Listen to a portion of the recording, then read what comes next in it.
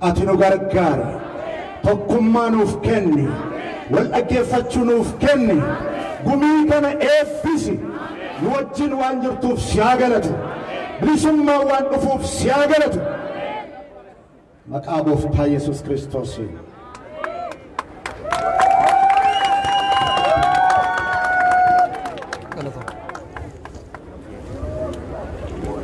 بسم الله والحمد لله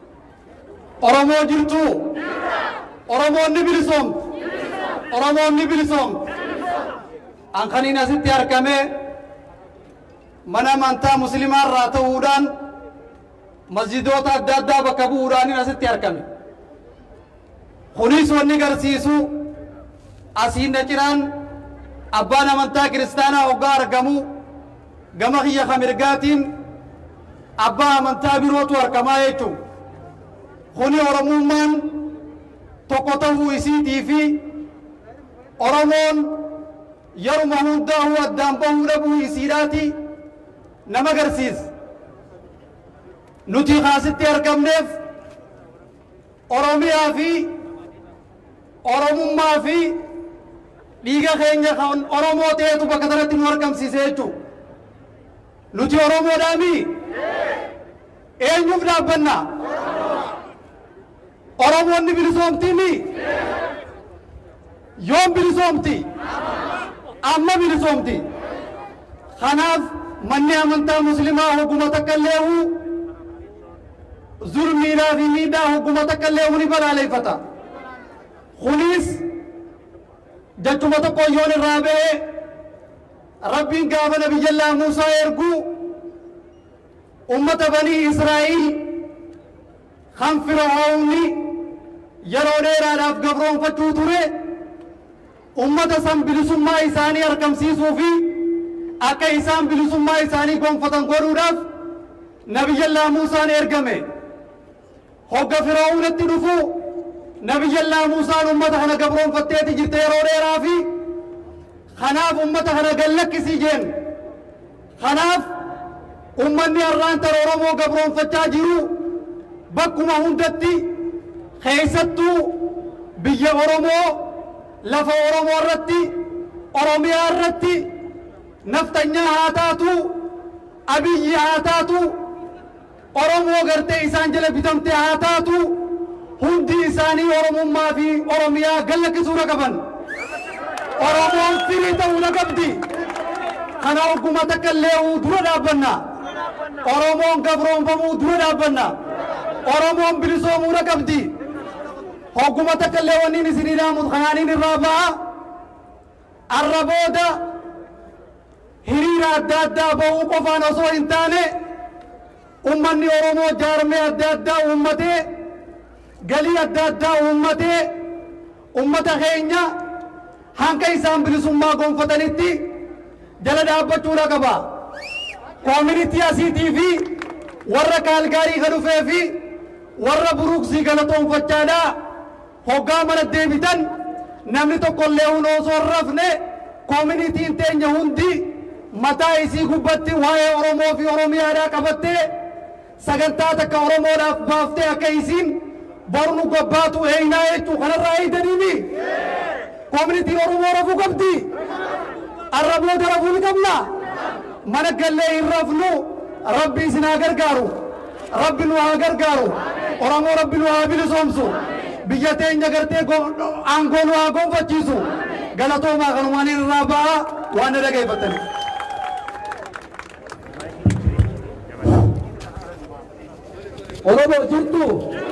oromoo jirtu baga jiraatani garuu duraan dursee na offolcha animoga akkuma aadaa oromoo akkuma ganamaa akkarumtitti akkarumtichaatti aadaa waaqeffatarraati waaniin ahmad wayin immoo wayin jechuu barbaadu warri kaalgaarii giraand peerii reeddeer baga nagaan dhuftanii baga nu gidduutti argamtan isiniin jedhaa isin galatoonfachuun barbaada kanattaan suudhaan eebba qofaa miti oromoo waa waadaa walii gallu qabna asoollee gallee oromummaa keenya gaaddisni keenya tokkummaa keenya gatii ta'eef amantaa musliimaa kiristaanaa waaqeffataa nuti tokko kan tokko nu godhu oromummaa keenya gaaddisa oromoo jalatti wal geenye oromoon tokko Oromoo tokko gandaan kun addan baanu gosaan addan baanu amantaan addan baanu Oromoo tokko addunyaa irratti hiriira bahanii maal nuun jedhe Abiy Ahmed Oromoon arba yeeyyiin arba nyaattee haganni kufutti biraa hin deemtu gatii ta'eef yoo achitti kufee danda'e hin ka'u Oromoo akkasan godhe jedhe Waaqayyo inni nu cabsuu yaade Rabbi nurraa haa cabsu. Oromoo mootummaa Oromoof hin taane nurraa haa kaasu. Mootummaa nama nyaataa nurraa haa kaasu. Xiqqaa keenya guddaa keenya jaarsa jaartii qe'ee keenya irratti dhufee nu salphise Waaqayyo salphina isaa gonfachiisu. Oromoo bilisummaa gonfachiisu. Oromoon tokkummaatiin ka'ee falmatee har'a hiriira baanee gallee haga dhumaatti akka wal biraa addan baane Waaqayyo nu haa gargaaru. Waaqayyo balbala cuftanii dhuftanii galtanii akka manattan isin haa gargaaru. Waaqayyo nagaan isin haa galchu. Waaqayyo tokkummaa nuuf haa kennu. Tokko taane hidhamtoota keenya Waaqayyo nuuf haa hiiku. Mootummaan kun yoo nuti jabaanne malee mootummaa akka salphaatti nurraa ka'u miti.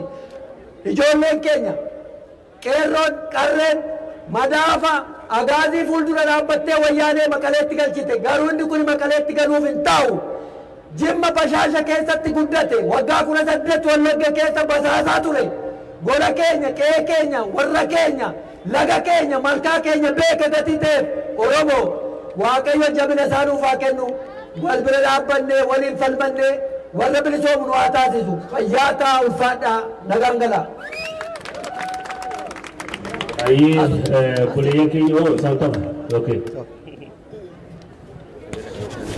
Nagaan Waaqayyo hunduma keessaniif haa ta'u. Ani waldaa warra wangeelaa Kaalvarii irraa dhufee Waaqayyoof galanni guddaan haa ta'u.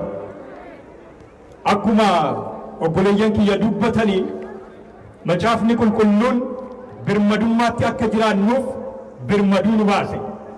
Waaqayyo birmaduu kan nu baase hafuuratti qofa osoo hin ta'in fooniinis birmadummaan akka jiraannu birmaduu nu baase.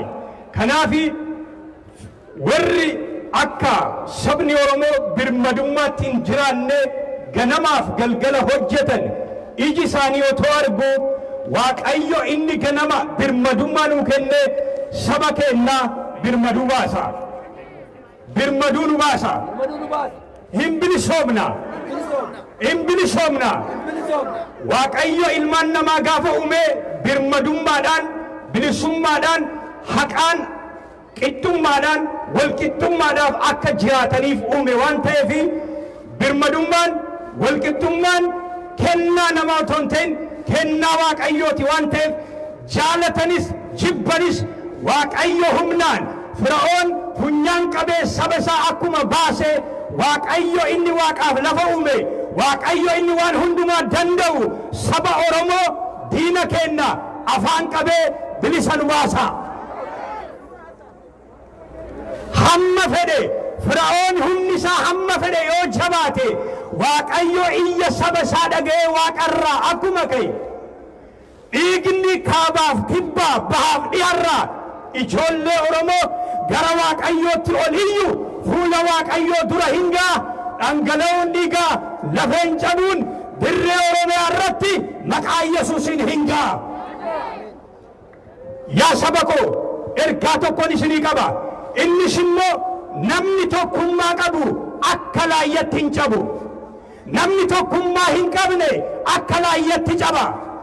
Oromoo cabsuudhaaf ji'oogiraafiidhaan cabsuudhaaf diinni ganamaaf galgala hojjetaa jira.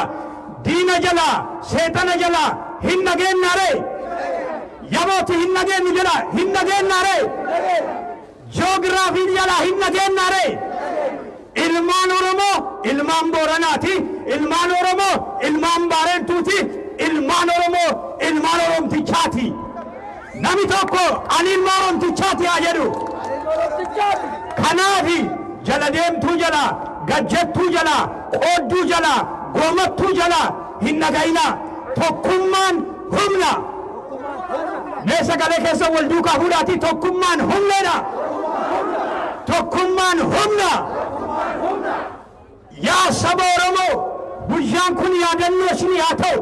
Tokkummaa yoo qabaanne tokkummaatti yoo jiraanne nami nu cabsu mootummaa naftanyaa miti lafarratti kasi cabsuun jiru. Haa ta'uyyuu malee gaafa tokkummaan keenya cabe yartuun illee si cabsiti. Dhageettaa saba Oromoo yartuun illee si cabsiti gaafa tokkummaan keenya jiraanne. Kanaaf tokkummaadhaan dhaabadhaa. Ergaan lammaffaa gaafii keenya yeroo hundumaa gaafii walqixxummaa, gaafii haqaa, gaafii dhugaati. It is all about justice, freedom and equality. Sababii kana ta'eef namni haqa barbaadu, namni dhugaa barbaadu dhugaa namaatti hin bu'u. Namni haqa qabu haqa namaatti hin bu'u. Namni walqixxummaatti amanu nama tokko gadi hin qabu. Kanaaf kaayyoon keenya, qabsoon keenya sanyii wajjin, gosa wajjin odoo hin ta'in sirna keessaallee sirna naftanyaati. Kanaaf Waaqayyos nu waliin jira.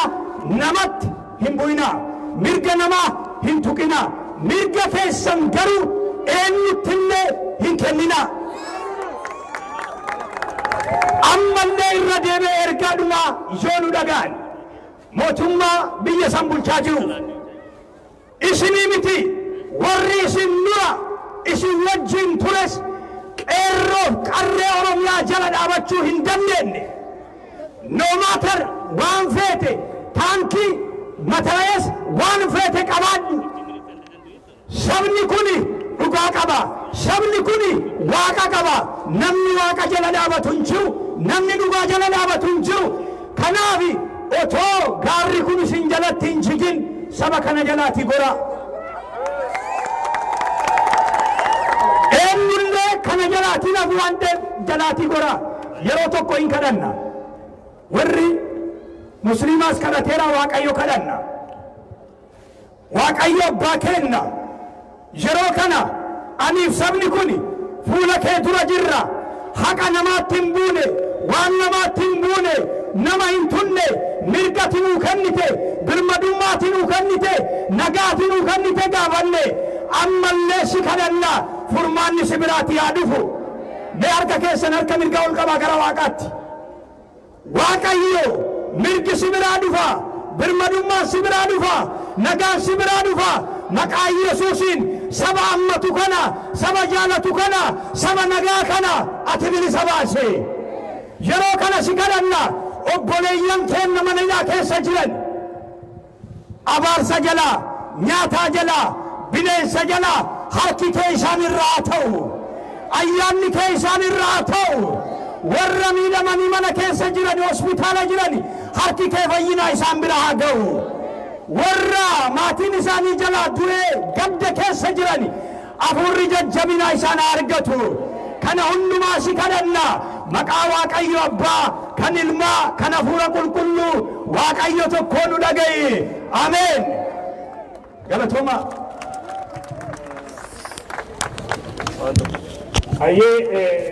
obboleeyyan keenya abbootii amantii keenya onnee irraa galateeffannaa baay'ee isaan galatoofannaa akkasuma manguddoota keenya galatoomaa jennaani yeroo tokko kabajaadhaan bakka isaan dhufanitti nuuf deebisaadha.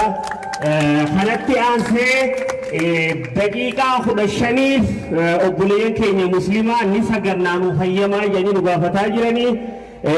Sanaan booda immoo sagantaaleen keenya dhaadannoolee wal duraa duubaan itti fufa jechuudha. Hanga dandeessanitti warri asitti fuftan, warri asitti haftan dhaadannoo keessan itti fufaadha. Kanuma isin jechuu barbaada. Dhaadannoo warri dhaadannoodhaan dhaadannootti deebi'a. Keroo! Keroo! Qarree! Jiituu! Jiituu! Gadeen beektanii waa'ee Oromoo garan beektu. Gadeen keessaa guuttatte Oromoo waggaa dhibbaa ibsinaayi. Waata keessanitti immoo Oromoon waggaa gumaaf akka hin cabneetti ijaarame.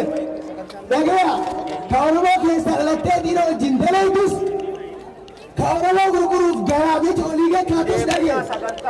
Ilmaan biziginnaa dhagaya siniima. Oromoon waggaa kuma tokko akka hin diigamneetti ijaarame. Oromoo osoo dawween mana hidhaa jiru, osoo baqqeen mana hidhaa jiru, gallee hin keenya. Gallee hin keenya. Oromoo dalagaa gallee hin keenya. Gallee hin keenya. dhageettanii Oromoo ija takka nu keessa balleessanii ija takka ammoo nurraa hidhanii warra mataa qabu warra ija qabu hunda mana hidhaatti guuraa jiran.